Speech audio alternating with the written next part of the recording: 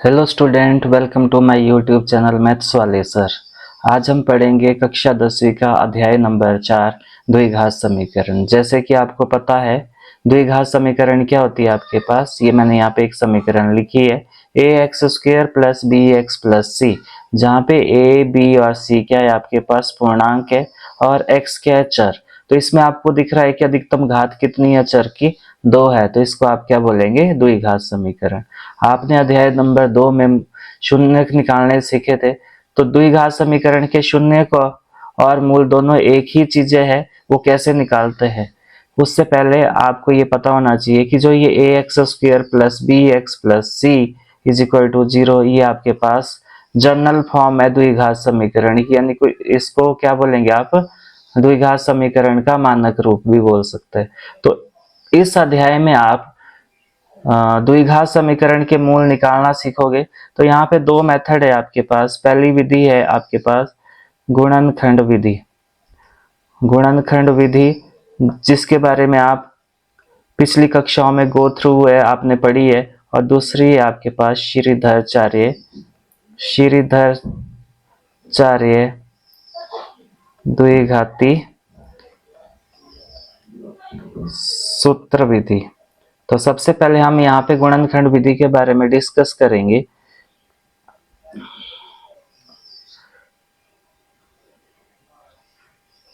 पहले आपके पास यहाँ पे गुणनखंड विधि है, तो जैसे कि यहाँ पे मैं एक उदाहरण से यहाँ पे एक्सप्लेन करूंगा आपके सामने। जैसे कि मेरे पास एक समीकरण है 2x² plus 8x plus 8 is equal to 0। तो ये आपके पास उदाहरण है और यहाँ पे आपने कौन सी विधि का इस्तेमाल करना है, गुणनखंड विधि का इस्तेमाल करना है।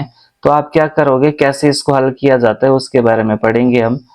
तो यहाँ पे तीन पद है आपके पास, पहला पद, दूसरा पद और तीसरा पद। यहाँ पे आपने साइड में क्या करना है, पहले और अंतिम पद को गुणा कर देना है। तो मैंने यहाँ पे इसको गुणा कर दिया, ये आया 16x²। अब जो बीच वाला पद है इसके गुणांक को पहचानना है। गुणांक क्या होता है, जो यहाँ पे अंक लगा हुआ है चर के साथ, इसको क्या बोलते हैं आप, गुणांक। क्या है ये, 8 है, तो यहाँ पे आपने साइड में लिख देना है 8। अब आप क्या करोगे यहाँ पे कि आपने इस 8x को इस तरह ब्रेक करना है कि जमा या माइनस करके तो 8x आ जाए, परंतु जब उन ब्रेक किए हुए खंडों को अगर आप गुणा करेंगे तो ये आना चाहिए आपके पास 16x²। तो इसको निकालने का आसान तरीका है जो आपने छोटी क्लासों में भी सीखा है, पहले गुणांक को लिखना है, इसके ठीक सामने शून्य लिख देना है। अब आपने नीचे की ओर जाना है, तो 8 के बाद आता है 9, 10, 11, इधर भी लिख दो, 0 के बाद 1, 2, 3। अब 9 माइनस 1 करोगे तो 8 आएगा, परंतु 9 गुणा 1 कितना आएगा, 9 आएगा। हमें चाहिए कितना, 16 चाहिए, तो यहाँ बात नहीं बन रही। 10 माइनस 2 होता है 8, परंतु गुणा करोगे तो 10 दूनी होता है 20। तो मतलब इसके टुकड़े इधर को नहीं, आपने फिर पीछे की ओर मूव करना है। 8 से पहले क्या आता है, 7, 6, 5, 4। वैसे ही यहाँ पे भी लिख दो, 1, 2, 3 और 4। अब 6, 7 और 1 हो गया 8, 7 जमा 1 करोगे, और अगर इनको गुणा करते हो तो 7 एकम होता है 7। वैसे 6 गुणा 2 होते हैं 12 और 6 जमा 2 होते हैं 8। तो हमें चाहिए 16, 5 और 3 होता है 8, 5 3 होता है 15। वैसे ही 4 जमा 4 8 और 4 चक्के होता है 16। तो यहाँ पे ये जो खंड हमारे पास आए, इससे थोड़ी सी बात बन रही है। अब आपको चाहिए क्या, ये देखना है, आपको चाहिए 8x। तो आपने क्या करना है, दोनों ही प्लस के लेने, 4x प्लस 4x। तो ये जमा करके कितना आ गया, 8x। तो मैंने आपको बोला था कि इस तरह ब्रेक करना है कि जमा या माइनस करके तो ये वाला आना चाहिए आपके पास जो दूसरा पद है। और अगर आप इनको आपस में गुणा करते हो तो क्या आएगा, ये 4 चक्के 16 और x²। तो ये आ गया आपके पास। अब आपने इसकी 8x की जगह क्या लिखना है, 4x प्लस 4x। तो मैं यहाँ लिख रहा हूँ 2x² प्लस 8x की जगह क्या लिखोगे, 4x प्लस 4x प्लस 8 बराबर है 0। अब आपने क्या करना है, इस व्यंजक और इस व्यंजक को देखना है और इसमें से कॉमन निकालना है। कॉमन का मतलब है कि जो दोनों में होगा, ऐसा ऐसा पद जो दोनों में है। तो ये आपके पास 2x यहाँ कॉमन दिख रहा है, 2x यहाँ भी और यहाँ भी है। तो यहाँ वापस क्या बचा, x, और यहाँ पे क्या बचा, 2, क्योंकि आपने 4 के टुकड़े करे थे, 2 गुणा 2, 2 आपने बाहर निकाल दिया, x भी बाहर निकाल दिया, वापस क्या बचा यहाँ पे 2। वैसे ही इस वाले व्यंजक में आपको कॉमन क्या दिख रहा है, 4 कॉमन है, और 8 के टुकड़े क्या होंगे, 2 गुणा 4। तो यहाँ पे आपके पास ब्रैकेट के अंदर बचा x प्लस 2। यहाँ पे आप देख पा रहे हो कि जब आपने कॉमन निकाला तो आपके पास जो ब्रैकेट के अंदर व्यंजक मिला आपको, वो आपके पास सेम है। तो इसका मतलब आपने जो ये 8x को ब्रेक करा है, बिल्कुल ठीक करा है, और यहाँ पे ये गुणनखंड ठीक हुआ है। अब क्या करना है, इस पूरे व्यंजक और इस पूरे व्यंजक में आपने देखना है कॉमन क्या है। तो कॉमन क्या है, x प्लस 2 कॉमन है, तो इसको बाहर निकालो, और यहाँ पे अंदर क्या बचा, x प्लस 2 बाहर निकाल दिया, यहाँ पे बचेगा 2x, और यहाँ पे क्या बचा 4। तो ये आए आपके पास क्या, गुणनखंड। इस अब तो आपने मूल निकालना है, तो क्या करोगे, इसका मतलब है कि या तो x प्लस 2 शून्य के बराबर है, और यानी कि ये भी आपके पास क्या शून्य के बराबर है। तो आप क्या करोगे, यहाँ पे क्या करोगे, इस 2 को पार को ले जाओ, तो ये बनेगा माइनस का 2, और वैसे यहाँ पे 2x बराबर प्लस का 4 पार को चला जाएगा इक्वल से, तो माइनस का हो जाएगा, और 2x का मतलब होता है 2 गुणा x, और गुणा वाली संख्या जाएगी आपकी बटे में, तो ये बन जाएगा x बराबर है -4/2। जब इसको काटोगे आप तो माइनस का 2 मिला आपको, यानी कि आपके पास इस समीकरण के दो मूल मिले आपको, -2 और -2। तो जरूरी नहीं है यहाँ पे तो सेम मिले, अलग अलग भी हो सकता है। और ये याद रखना आपने कि द्विघात समीकरण है, तो इसके मूल भी आपके पास 2 ही होंगे, और ये गुणनखंड विधि थी। अब थोड़ा सा हम आगे बढ़ते हैं, जो है आपके पास श्रीधराचार्य द्विघाती सूत्र विधि। तो श्रीधराचार्य द्विघाती सूत्र विधि क्या है, उसके बारे में थोड़ा सा डिस्कस कर लेते हैं। तो जो आपके पास जर्नल फॉर्म है वो है ax² plus bx plus c is equal to 0। तो इस जर्नल फॉर्म को ध्यान से देखना है आपने, और यहाँ पे a b और c क्या है, कोई पूर्णांक होंगे आपके पास। तो सबसे पहले हम क्या करेंगे, विविक्त कर निकालना सीखेंगे। और विविक्त कर क्या होता है, डिस्क्रिमिनेंट। विविक्त कर, विविक्त कर क्या होता है, विविक्त कर इसको डी से डिनोट करते, कैपिटल डी से।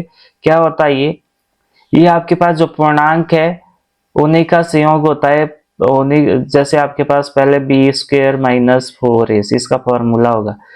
तो मतलब आपके पास जो ये पूर्णांक है a b c, इसको यूज करके आप विविक्त कर निकालोगे, और उस विविक्त कर से आपको द्विघात समीकरण के मूल मिल जाएंगे।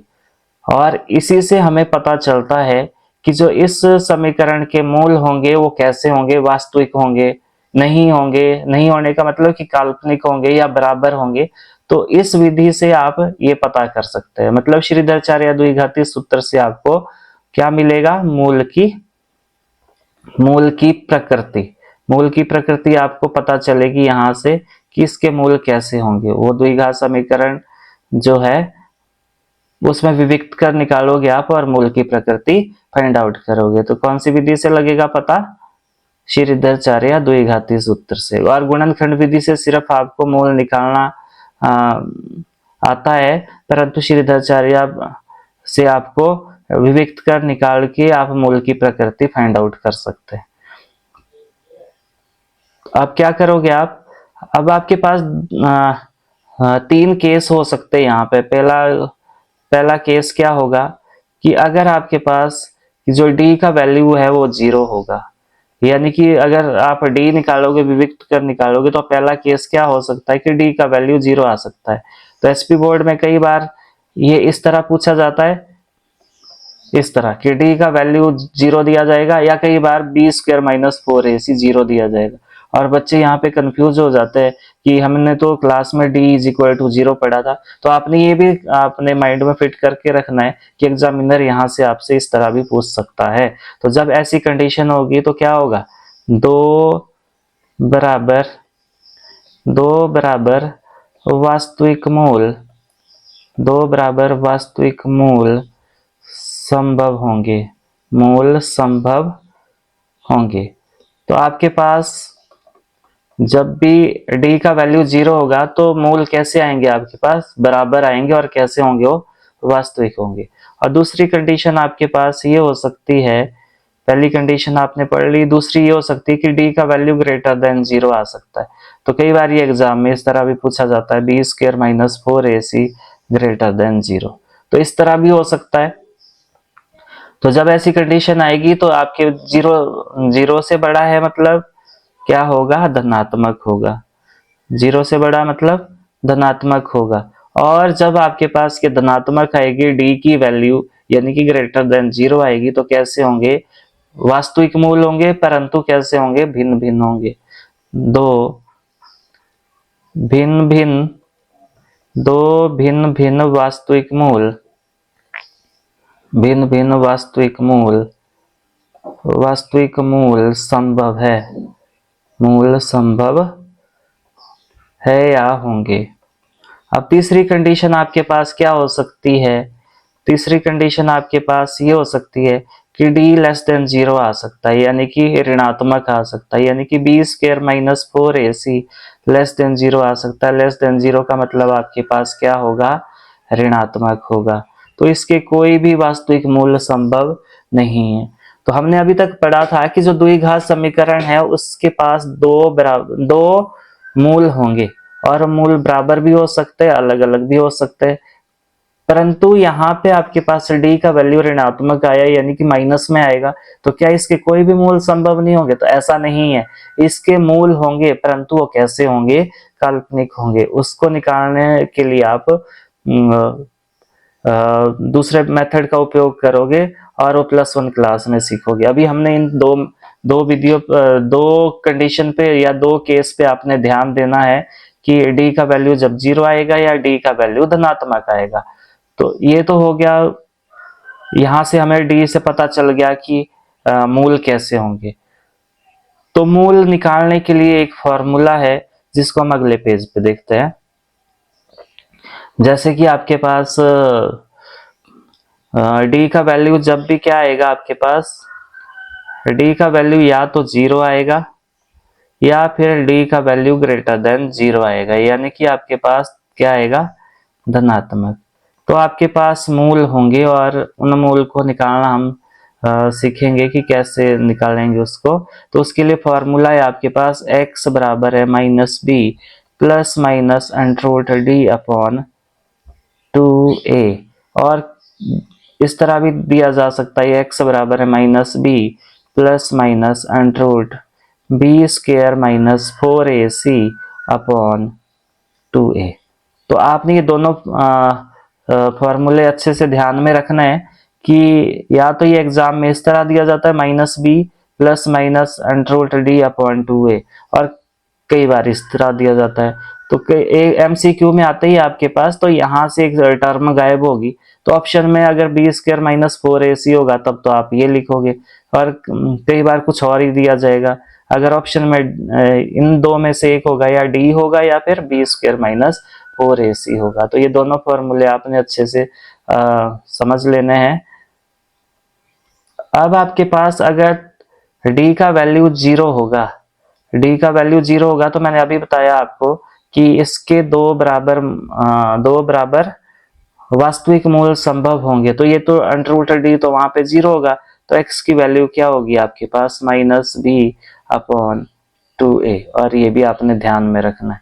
ये कब होगा, जब आपके पास d का वैल्यू क्या होगा, 0 होगा। और जब d का वैल्यू ग्रेटर देन 0 होगा तो आपके पास ये वाला फॉर्मूला लगाओगे आप, x बराबर है -b plus minus √d upon 2a, या फिर लगाओगे x बराबर है -b plus minus b square minus 4ac upon 2a।